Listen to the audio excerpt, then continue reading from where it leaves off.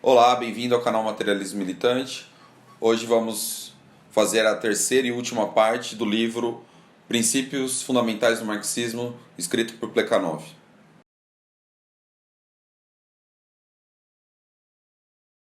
Nos vídeos passados, a gente viu como Feuerbach oferece um ponto de partida original para as reflexões filosóficas de Marx, que vai, a partir desse ponto de partida, abandonar o idealismo e vai adotar o materialismo. Vai partir a partir dessas desse ponto de partida materialista de Feuerbach que Marx opera, ele conjunto com Engels operam uma mudança em direção ao materialismo e vão fundar por sua vez então o materialismo histórico, o marxismo. Mas Feuerbach oferece o ponto de partida, mas não o método. O método Marx ainda vai adotar, vai continuar adotando a dialética hegeliana. Então, o que vai acontecer? Marx, que era um hegeliano, era idealista, ele vai adotar as posturas filosóficas elaboradas por Feuerbach, no sentido materialista, e vai operar, então, uma inversão da lógica dialética. Vai colocar, como diz Marx, a dialética sob seus próprios pés. Ou seja, o ser determina a ideia, mas o ser determina a ideia com uma lógica, com um mecanismo dialético. Enquanto Feuerbach ele rejeita a dialética em conjunto com as especulações de Hegel. E o que é a dialética? Plekhanov ele faz uma ressalva aqui no sentido de que a maior parte das pessoas entende a dialética como a teoria da evolução. E ele diz que sim, a dialética é uma teoria da evolução. Entretanto, ela é diferente do que se entende normalmente por teoria da evolução. No senso comum, a teoria da evolução ela é tida como as transformações graduais. Né? E essa teoria da evolução, portanto, exclui os saltos tanto na natureza quanto na história. Enquanto a dialética combina tanto a evolução gradativa, né, como a transformação qualitativa, o salto, a ruptura da progressividade. Não se trata para Hegel de que algo que surge era anteriormente pequeno e foi apenas crescendo e aquilo que desapareceu foi diminuindo. Né? Não se trata apenas disso, se trata de uma transformação realmente qualitativa. Né? A quantidade, segundo a lógica dialética, se transforma em qualidade. E a qualidade introduz algo novo. Né? Essa transformação qualitativa introduz algo novo. Algo que não estava dado no desenvolvimento anterior. Segundo Herzen, portanto, a lógica dialética é uma álgebra da revolução. Por quê? Porque ela explica logicamente a revolução, a transformação qualitativa no ser, a ruptura, o processo de ruptura, de quebra no desenvolvimento gradual. E como que Marx vai então, a partir do ponto de partida de Feuerbach e o método de Hegel, vai elaborar a sua teoria materialista contemporânea. E Plekhanov vai nos brindar aqui nesse livro, mais uma vez, com uma exposição extremamente pedagógica, extremamente simples, e ele vai colocando passo a passo como a gente pode perceber esse edifício marxismo, como que o marxismo dá conta de compreender a sociedade em todas as suas determinações, organizar essas determinações, organizar essas esferas de uma forma metodológica lógica. A gente não vai cair naquela sociologia barata, onde os fatores se alternam aqui e acolá conforme a vontade do escritor. A gente viu então que quando o materialismo se defronta diante da história humana, a primeira questão que ele se coloca é: quais as causas do desenvolvimento das relações sociais? Quais são as causas que propiciam, geram essas transformações nas relações sociais? Afinal, nós não vivemos como os nossos pais, que por sua vez não vivem conforme os seus avós, né? Existe uma transformação ininterrupta nas relações sociais. Existe uma modificação das relações sociais. A religião, a economia, o direito, a arte, são vários indícios de que as relações sociais estão se modificando o tempo todo. O que causa essa modificação nas relações sociais? Essa é a primeira questão que o materialista tem que se defrontar. O materialismo, como a gente sabe, entende que o ser tem como fundamento a si mesmo.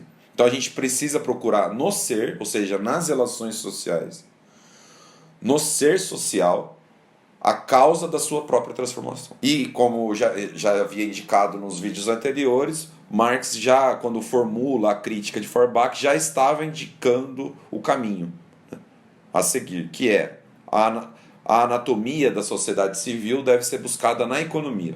E o que determina essa economia? Marx vai entender que é a produção social, é a atividade humana, é o trabalho humano que determina a economia. É a forma como os homens produzem a sua própria sobrevivência, as relações adquiridas no ato de produzir a sua sobrevivência social, que é a base da determinação da economia. Entretanto, o que determina essas relações de trabalho? As relações de trabalho, por sua vez, são determinadas pelo grau de desenvolvimento das forças produtivas. O homem não vai. Um grupo de homens que se juntam para pescar não vão se relacionar, né, nesse trabalho, nessa atividade, da mesma maneira, numa época onde predomina a rede de pescar e a outra a varinha de pescar.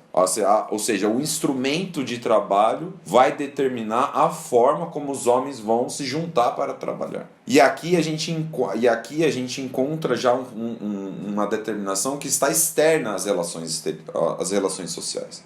Porque finalmente as relações de produção são feitas pelos homens.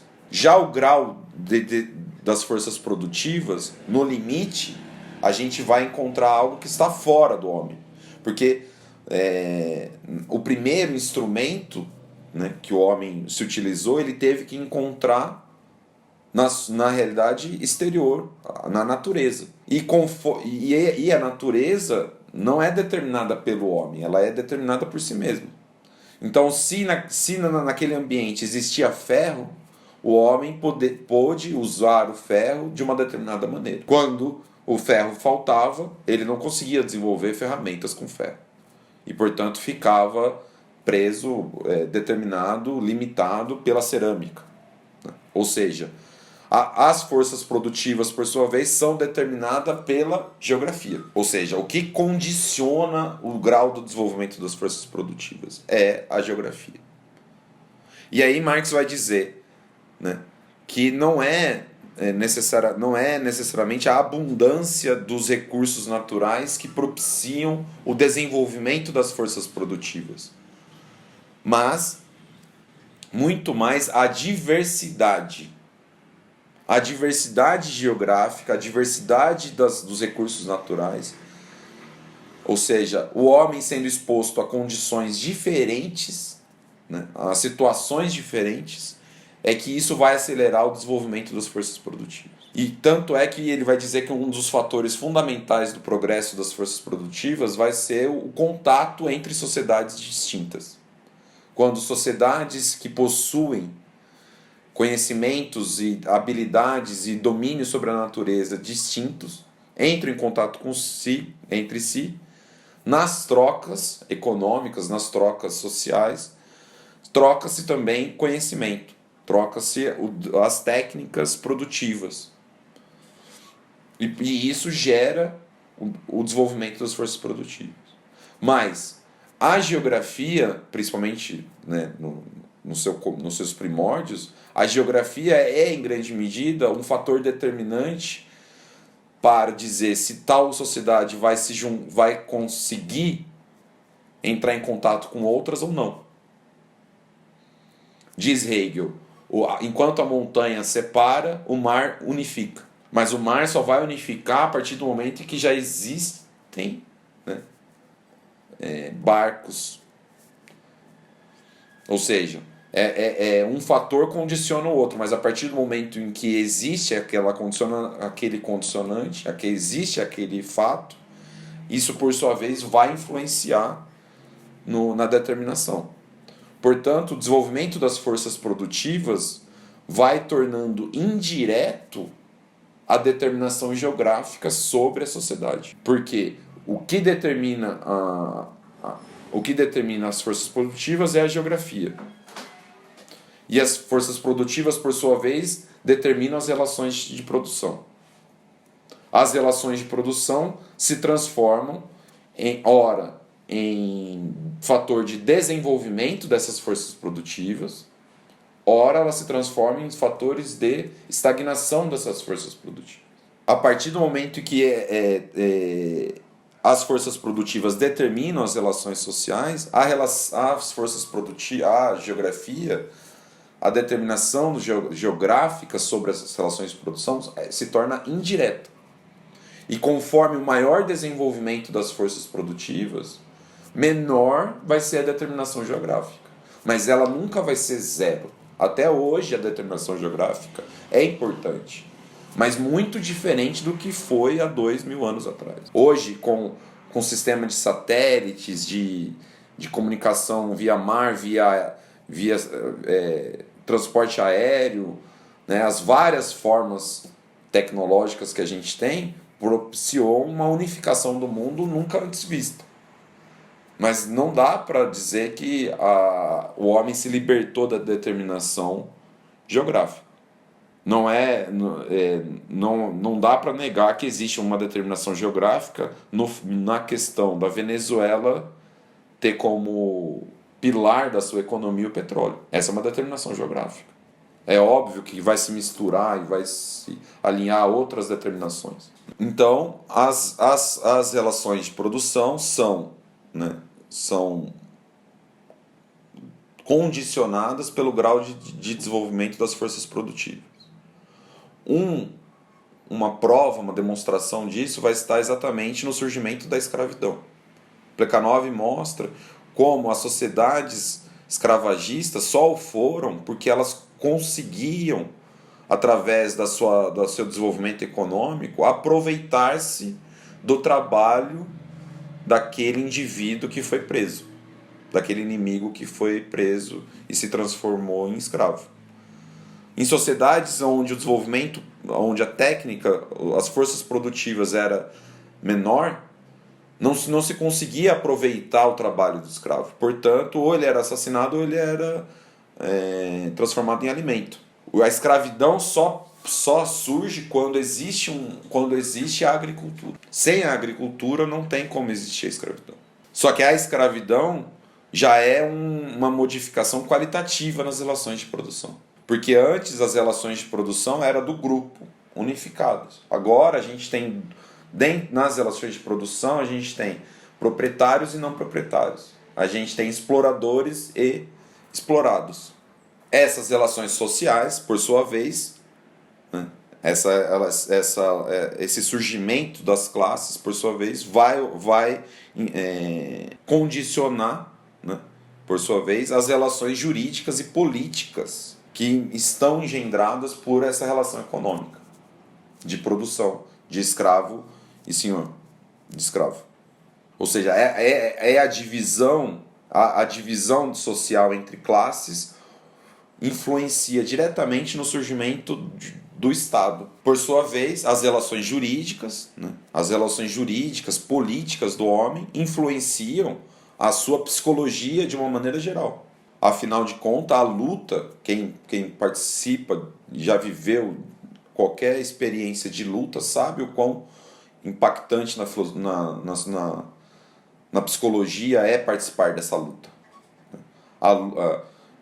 A psicologia se altera completamente se a gente está num período de paz ou de guerra. Isso é muito fácil de ver. Então, a partir do momento que a sociedade se divide e se organiza uma estrutura política de poder, de luta, de dominação de uns contra os outros, conforme essa luta seja travada, de um sentido ou de outro, isso vai modificar, num sentido ou de outro, a psicologia social. E essa psicologia social vai ser a base do surgimento da arte, da ideologia, da religião, das formas ideológicas do pensar do homem. Ou seja, metodologicamente, o Plekhanov vai nos explicando como a gente passa do ser, do estudo do ser, e como essa forma de organização do ser leva, né, se reflete numa forma ideológica, numa forma de pensamento, numa forma de elaboração de ideias. E essas ideias, portanto, elas têm que estar ligadas e determinadas, em última instância, pelo grau de desenvolvimento das forças produtivas. Só que cada uma desse passo que o Plekhanov vai dando vai sendo uma mediação. E se uma questão religiosa torna-se questão central num determinado ponto, numa determinada questão, isso é em si explicado pela economia. É a economia que vai explicar por que determinadas questões, num determinado momento, se tornam mais importantes ou menos importantes. Num determinado ponto, e como a gente já falou aqui, essas relações sociais que foram organizadas pelas forças produtivas, organizadas conforme uma situação dada das forças produtivas, num determinado momento, essas relações sociais se contradizem com o desenvolvimento das forças produtivas. As forças produtivas continuam se desenvolvendo. Né? A gente tem um quadro, um ambiente de relações sociais mais ou menos estabelecido, e nesse quadro as forças produtivas continuam a se desenvolver. Entretanto, chega num ponto em que essas forças produtivas já não conseguem mais se organizar, né? Já não conseguem mais se expressar de uma maneira real, efetiva, a partir daquelas relações sociais, com aquelas relações sociais. Aquelas relações sociais atrapalham o desenvolvimento tecnológico. É só ver como o capitalismo atrapalha a internet. E a internet, de um certo sentido, atrapalha o capitalismo. E essas forças produtivas entram em contradição não só com as relações de produção, mas com toda a superestrutura que foi erigida a partir dessas relações de produção. Portanto, inicia-se um processo de transformação social, de revolução social, aonde surgem as ideias de transformação social. É preciso transformar o modo de viver de modo a dar correspondência das relações de produção ao grau de desenvolvimento das forças produtivas, que é o que está colocado hoje, né? Não faz sentido a gente ter cortador de cana quando máquinas extremamente modernas operam com muito menos esforço. Ou seja, existe aí uma modificação. A gente precisa acabar com o trabalho escravo. Não faz a tecnologia moderna, as forças produtivas modernas não fazem mais sentido a existência de vários trabalhos. De várias formas de trabalho já se tornaram retrógradas. Por exemplo, o trabalho doméstico. Ou seja, Plekhanov mostra para a gente como Marx é materialista, ele é determinista. O concreto é a síntese das múltiplas determinações. Então Marx, na verdade, ele opera com o sistema, com o conjunto das determinações e organiza essas determinações de uma maneira metodológica, de uma maneira lógica, de uma maneira dialética. Só que, como a gente mostrou, cada um dessas realidades, elas se tornam mediação entre as realidades anteriores. Então não existe um efeito automático da transformação nas forças produtivas e no sistema religioso. Não é assim que opera, não é assim que se opera as transformações na sociedade. Marx diz: não existe, portanto, um efeito automático da situação econômica, como alguns gostam de interpretar por comodismo. São os próprios homens que fazem sua própria história, porém, dentro de um meio dado, que os condiciona, sobre a base de relações efetivas dadas. Entre essas últimas, as relações econômicas, por mais poderosa que seja a influência exercida sobre elas pelas outras relações de ordem política e ideológica, são, apesar de tudo, aquelas cuja ação é decisiva, no final de contas, e constituem o fio condutor que permite compreender o conjunto do sistema. Ou seja, a gente não a economia é uma maneira de organizar a história. É o fio condutor. A partir das transformações econômicas é possível ver um desenvolvimento lógico. Enquanto a história das ideias não corresponde a esse não é uma história em si. Ela está, né, ela tem que ser toda hora matizada pelo momento histórico que estava sendo vivido. Embora exista e o próprio Plekhanov mostra isso, existe uma influência de uma geração intelectual sobre a outra, de um aspecto formal, né? As ideias, os interesses políticos, por que determinadas ideias aparecem e se tornam proeminentes e por que outras ideias aparecem e não fazem efeito nenhum, isso só pode ser explicado pela luta de classes.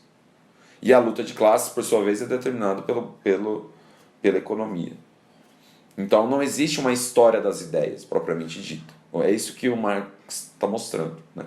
Existe uma história social humana que tem que ser entendida de conjunto e o historiador tem que colocar como fio condutor, como organizador para compreender esse conjunto a economia. E um debate, né, que já arrumando para o fim aqui, um debate muito importante que Plekhanov vai fazer é sobre essa questão do fatalismo, do materialismo ser fatalista. E ele vai mostrar que, na verdade, essa determinação econômica que Marx estabelece, na verdade, é a forma de equacionar, de resolver o problema de como o homem modifica a situação em que ele vive, se ele é produto dessa situação. Como que o homem pode modificar o meio, se ele é produto do meio? É esse o problema que o Marx está se colocando. O Marx está nos explicando, na verdade, o caminho para o salto da necessidade para a liberdade. E como que o homem pode modificar o meio? Modificando as relações de produção. Porque é nas relações de produção que o homem é ativo, é aí que ele faz a sua história. É quando ele estabelece as relações de produção, é que ele está fazendo a história. É o determinante do castelo, é o alicerce do castelo. Todo o demais, né, as concepções filosóficas, jurídicas, artísticas, ideológicas, tem como base, como reflexo a maneira como os homens trabalham, como os homens se organizam. Como os homens se organizam para viver. Então, se o homem quer modificar o meio, se ele quer modificar a sociedade, ele tem que modificar as relações de produção. Porque é aí onde o homem faz a sua própria história. Que, como diz Plekhanov, as relações de produção são as relações que se estabelecem entre os homens no processo social da produção. Dizer que as relações de produção modificam é dizer que as relações existentes entre os homens no processo em questão se modificam. A transformação dessas relações não pode se efetuar automaticamente, quer dizer, independentemente da atividade humana. Por quê? Elas são relações que se estabelecem entre os homens no processo de sua atividade. Ou seja, o Marx ele encontra o ponto aonde que a gente faz a nossa história de uma maneira consciente, onde a gente pode fazer a história de uma maneira consciente. Mas a gente não vai fazer essa história consciente como a gente quer, mas vai estar determinada pelas relações de produção que a gente vai enfrentar. Vai estar determinada pelas forças produtivas que a gente tem ao nosso redor. Não dá para modificar as relações de produção de uma maneira arbitrária. Mas com as forças produtivas produzidas pelo capitalismo, desenvolvidas no capitalismo, dá para modificar tranquilamente as relações de produção num sentido socialista. A fábrica moderna, ela é o germe do socialismo, é a condição para o socialismo. Então existem as relações, existem as forças produtivas. As forças produtivas estão socializadas, estão sendo socializadas dentro do capitalismo. Portanto, a gente pode e deve atuar no sentido de modificar as relações de produção, de acabar com a exploração do homem pelo homem. A gente já tem as condições materiais para isso. As condições materiais para a libertação do homem sobre o homem já estão dadas. Cabe a gente agir de uma maneira consciente, de uma maneira efetiva, livre, para modificar essas relações de produção. Mas a vontade de modificar essas relações de produção são produto de um desenvolvimento anterior. A gente sente essa vontade de modificar a sociedade que a gente vive porque ela já não corresponde mais ao grau do desenvolvimento das forças produtivas. Portanto, Marx não cai no idealismo de a gente querer transformar a sociedade conforme a gente quer, conforme o nosso arbítrio. Não existe livre arbítrio. Liberdade para Marx é a compreensão da necessidade, a satisfação da necessidade histórica. Bem, é isso. Não deixem de se inscrever no canal, clicar no sininho para receber as notificações. Este é o fim da sétima obra do ciclo dos 60 clássicos do marxismo, capítulo a capítulo. No próximo vídeo a gente terá mais um texto de Plekhanov, agora dessa vez sobre o salto na natureza, explicando melhor essa ideia que a gente abordou nesse vídeo de hoje, sobre a ruptura lógica tanto na natureza quanto na história. Deixe seus comentários, é muito importante saber o que vocês estão pensando, o que estão achando, as dúvidas, os comentários, e a gente se vê. Abraço.